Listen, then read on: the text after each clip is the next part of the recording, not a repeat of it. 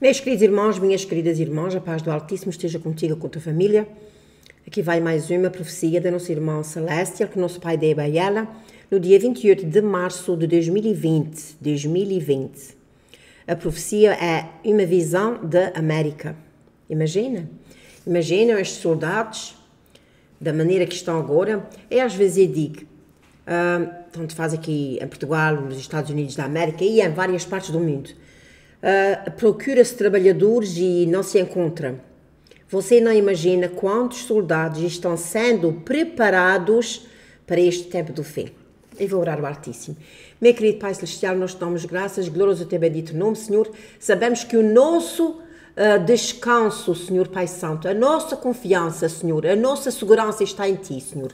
A Tua palavra diz, Pai Santo, Senhor, que Tu olhas para aqueles que são fiéis a Ti, Senhor. E ela aqui nesta profecia também diz que Tu vais estar com os justos, Senhor. Ajuda-nos, Pai Santo, Senhor. Guarda-nos, Pai Santo, e que muitas pessoas venham ao Teu encontro, Senhor. Limpa as Tuas vidas através destes alertas, Senhor. Em nome de Yahushua, Yeshua HaMashiach. Abençoa todas as pessoas que estão a ver este vídeo, Pai Santo, Senhor. Amém. Diz então, ela começa com Lamentações 2:19, que diz assim: levanta-te, clama de noite, no princípio das vigílias, derrama o teu coração como água diante da face do Senhor, levanta as tuas mãos para Ele pela vida dos teus filhinhos, que desfalecem de fome no alto de todas as ruas. Aqui dá a entender mesmo que vai haver fome. Tem aqui outro versículo que ela também usa, que é Isaías 49:10, que diz assim: não terão fome nem sede, nem o calor nem o sol os ferirão, porque quem deles se compadecer os guiará pelas fontes das águas, os guiará. Vejam só, meus irmãos, aqui está dizendo que aqueles que são realmente fiéis a Deus não terão fome nem sede, nem o calor nem o sol os ferirão, etc. E então ela começa por dizer assim: esta manhã eu sonhei, eu tive uma espécie de visão meio acordada com as prateleiras dos supermercados americanos. Elas estavam vazias. Não havia farinha, açúcar e óleo, outras coisas também estavam em falta, mas estes itens específicos eu sabia que estavam faltando, indisponíveis e não sendo reabastecidos. Eu vi uma longa visão de prateleiras vazias nos supermercados e a América estava gemendo. Deixa-me fazer aqui uma pausa e dizer a vocês que aquilo que eu tenho dito milhares de vezes, tudo o que aconteceu durante aquela doença 19 foi somente uma sample, como a gente diz nos Estados Unidos da América, uma amostra daquilo que vai vir. E nós sabemos que, durante aquele tempo, muitas prateleiras dos stores ficaram vazias. E eles, então, eles estão vendo como é que aquilo funcionou, porque aquilo fez uma amostra. E agora eles precisam trabalhar melhor para vir agora, quando vier realmente esta opressão, não só para os Estados Unidos da América, mas para o mundo, eles sabem quais são as portas que eles têm que fechar mais ainda.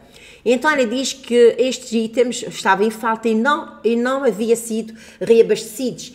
Eu vi uma longa visão de prateleiras vazias nos supermercados e a América estava gemendo.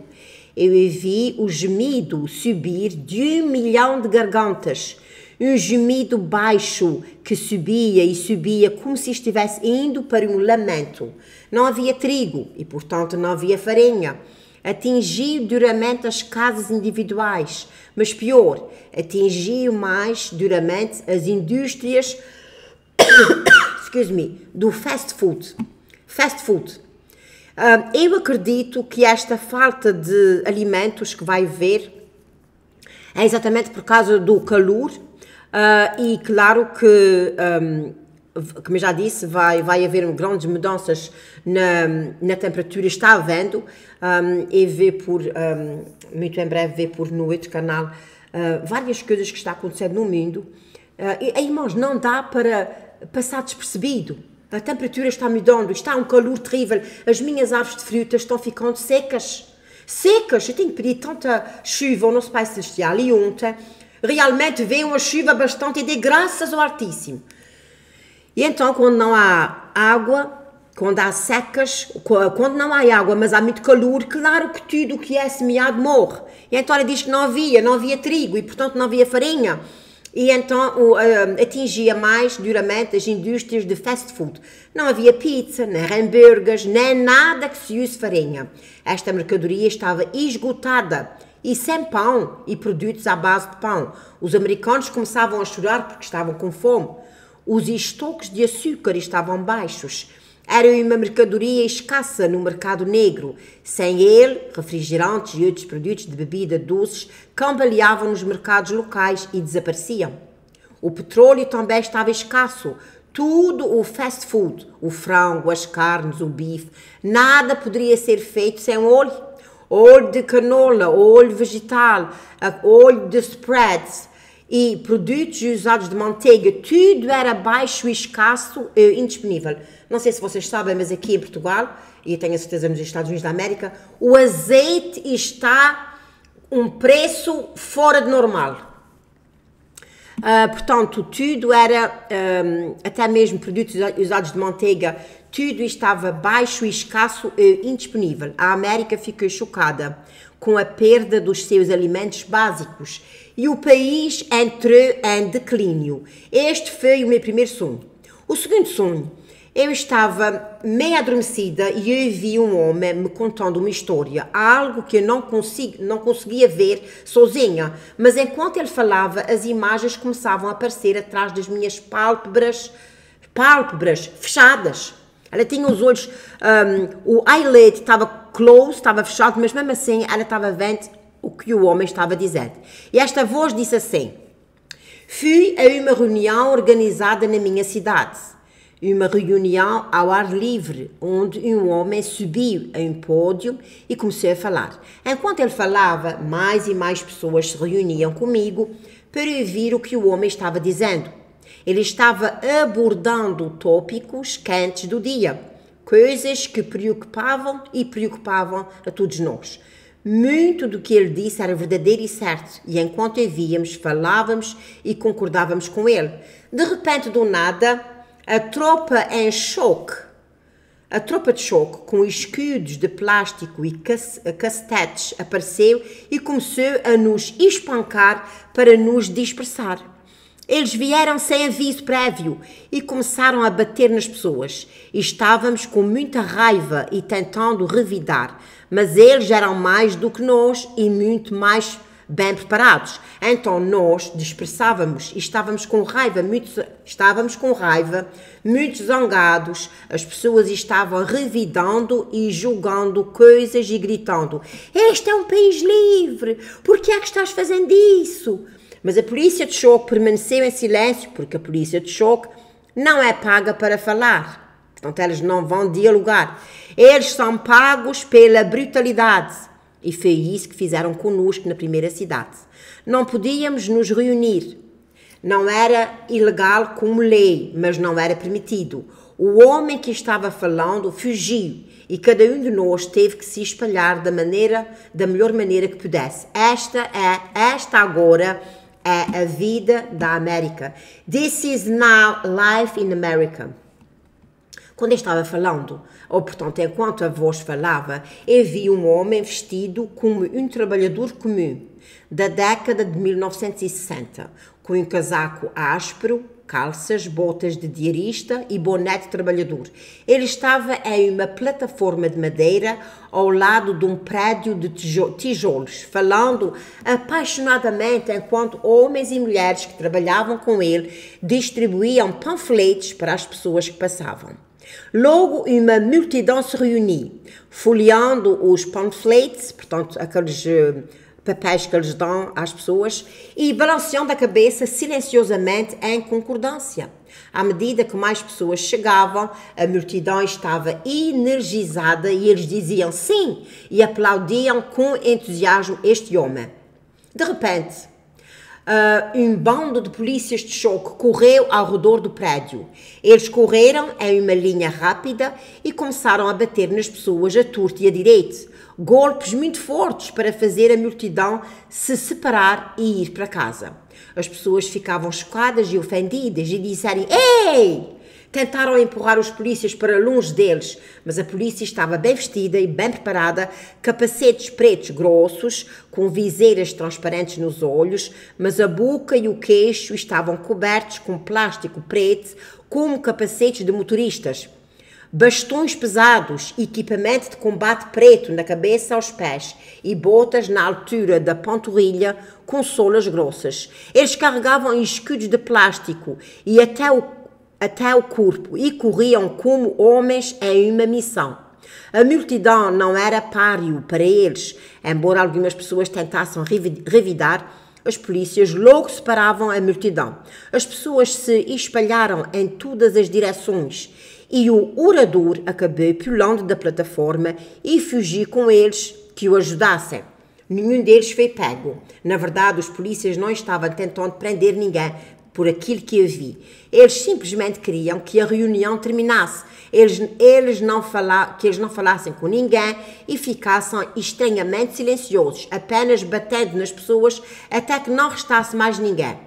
Eles ficavam observando as pessoas fugirem, zangadas, gritando sobre os seus direitos civis. Então a visão acabou. Esta é a América no futuro, ou isto é o futuro da América. O Deus do céu é quem eu sirvo, me disse para lhe dizer que você está enlaçado na sua própria rede. Por causa da sua... Ele está falando com a América. Portanto, está dizendo, você está enlaçado na sua própria rede, por causa da sua própria pecaminosidade e desobediência. Você está preso agora em uma armadilha da qual não pode escapar. Você está em uma zona, uma nova ordem mundial. Ou seja, você está em uma nova ordem mundial. As regras serão impostas a você, quer você goste, quer não. Deus disse que você será obediente como punição por toda a sua desobediência contra Ele e Ele não os salvará disto. Somente os justos, aleluia, praise God, somente os justos serão mantidos, portanto, no meio disso, da mesma forma que um fazendeiro protege as suas galinhas no meio de um furacão. Aleluia, praise God. Quer dizer, Deus vai proteger somente os justos, aqueles que são realmente fiéis a Deus. E então ele diz assim, eu vi uma galinha sentada no ninho no meio do furacão. No meio de um furacão de céu enegrecido e quebrando árvores. O fazendeiro ficou sobre ela, sobre a galinha, enquanto ela se sentava sobre os seus filhotes. Eu vi as árvores girando ao fundo, arrancadas com a grama, arremessadas para cima. Mas aquela galinha vermelha estava sentada cuidando dos seus pintainhos no seu ninho. Todos os seus filhos estavam seguros, aleluia, praise God. E o fazendeiro estava protegendo-a e observando o céu com uma expressão plana e calma. E ela agora diz assim, brothers and sisters, irmãos e irmãs, ouça as palavras de Deus. Se você não é surdo, e se você vê que este blog não é do tipo usual, encontre uma Bíblia de segunda mão e comece a lê-la do livro de Mateus ao livro do Apocalipse. Leia as palavras de Jesus, conheça-o, descubra por si mesmo quem é este homem. Eu sou uma mulher comum, com uma vida real como a sua. Mas quando durmo, estas palavras e imagens são enviadas para mim para enviar para você. Eu cumpro o meu dever de falar o que Deus me dá. O resto está nas tuas mãos. Escolha Cristo, escolha a vida. Eu sou a Celestial, com a voz do Mestre. Mais postagens serão carregadas hoje, quando eu tiver tempo. Aqui está, meus queridos irmãos. Ai, meu Pai do céu. Sem margem de dúvida, meus queridos irmãos, que isto tudo virá de repente sobre as pessoas. Há muitas secas que, de certeza, que vão contribuir para a fome. E, claro, eu venho falando há tantos anos para você se preparar com comida, ou preparar-se primeiro espiritualmente, endireitando a sua vida com Deus, fisicamente, tomando conta da sua saúde e também tomar conta da sua vida emocional, porque nós vamos precisar. Mas aqueles que são fiéis a Deus, os justos, serão protegidos. Aleluia. Glórias ao nome do Altíssimo. Pois então fica por aqui. Até o próximo vídeo, se Deus quiser.